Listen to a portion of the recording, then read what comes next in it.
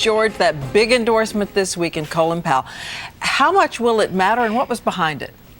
Diane, I think it's huge. It's a real signal to moderate Republicans and independents that Barack Obama is okay. As Newt Gingrich, the former Speaker of the House, said on This Week yesterday, it pretty much eliminates the experience argument for people worried about it. Here's what's behind it, Diane. I've spoken to people close to both Colin Powell and Senator Obama.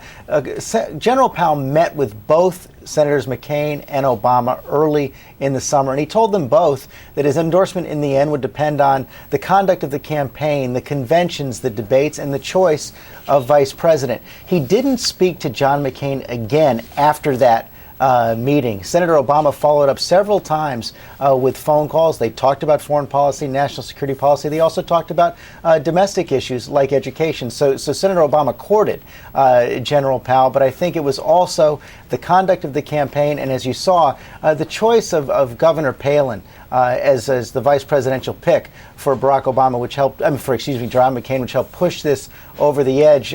General Powell was also a little bit rankled that McCain's team leaked the idea that maybe he was considering Powell for vice president.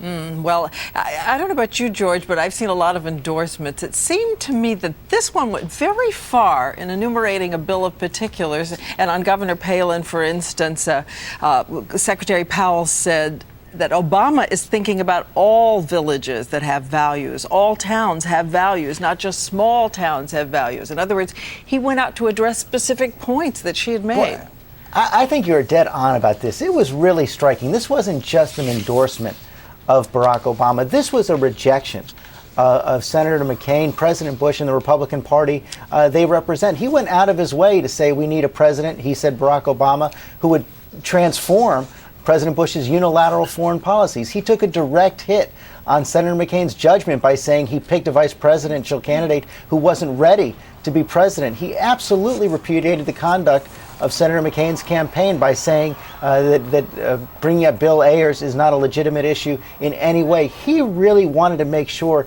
this endorsement mattered. It was very direct and very cutting. And you've got some new polling on Governor Palin and also on the Ayers question?